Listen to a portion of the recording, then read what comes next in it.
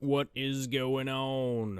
Making a quick return here from a luxurious weekend of blasting down a river.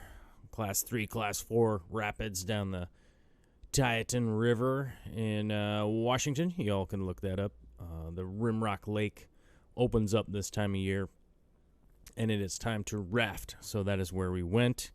Beautiful weather, kicking up in around the 90 degree mark, somewhere around out there. Beautiful, just beautiful, amazing. We were really only out of town for one day. We left early Saturday morning and we left there early Sunday morning, so I was still able to stay on my dosing schedule for treating this algae. As you read the title, this is part 2. If you haven't seen part 1 is a slightly bit confusing on how I was talking about dosing, so we'll clarify that here in just a second. This is an overview shot of the 180-gallon planted aquarium that I have, that also is running a sump. There's extra about 20 to 25 gallons in the sump running on this system. And just as we pan around here, you can see I've got a bit of BBA growing in here, blackbeard algae, which is this short little tufty stuff. You can see here it's starting to turn red, and we'll have some close-ups here in other than these in just a minute. But this is what we're shooting for here. No longer green, starting to turn gray, and becoming this pinkish reddish color.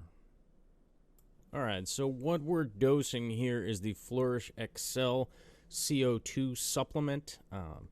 Where initially you're supposed to start out with 1 cap per 10 gallons.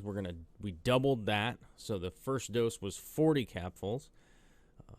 And then after that, we're doing a smaller dose every day. 20 capfuls on the next day, and then 10 capfuls every day following that. So I have that little bottle that I was using to dose in the first one. It's just measured out.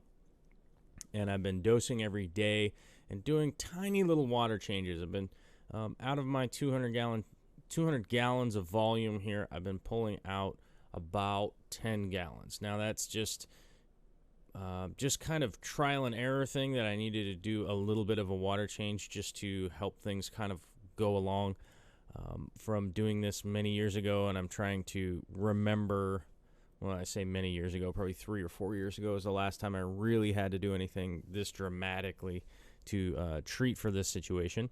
You can see it down here on the rocks with it turning all red and white like that.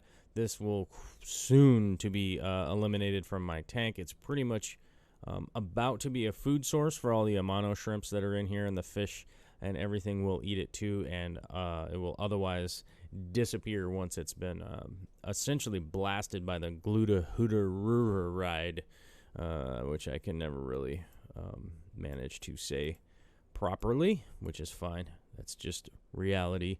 And but otherwise, the tank is actually doing fairly well as you kind of look around. And realistically, I don't normally treat this way for an algae infestation because I'm not somebody who really stresses out that much about algae per se. I'm not really somebody who really freaks out about it that much because I don't consider it to be an unhealthy environment for my animals or anything in there. It's just simply aesthetic reason. And it was just going to be too difficult to try and manually remove most of this that is here. This algae breakout kind of broke loose when I was in and out of town, and really didn't have a lot of time to focus on getting my water changes and whatnot. And then I ran out of CO2 and ran a experiment with how much light I was running with no CO2 for a month. So this could pretty easily be avoided, and is pretty typically avoided altogether with how I maintain my aquariums, just by simple maintenance. Simple maintenance means following through on water changes, changing filter pads, and that's basically it. That kind of stuff, just removing extra detritus and stuff like that. I don't gravel vac or anything along those lines in my aquariums. They're planted, and that is actually one of the main reasons for running a planted aquarium, is that you're not going to have to gravel vac and that kind of stuff, because that is all food for the plants and the basic ecosystem that we got running here. Obviously, the ecosystem is really small, so you do need to remember to do your water changes. It is really important to do your water changes. The one sad part of this is this little bit of algae that's on the end of this stick right here actually looks fantastic from viewing from the front of the tank.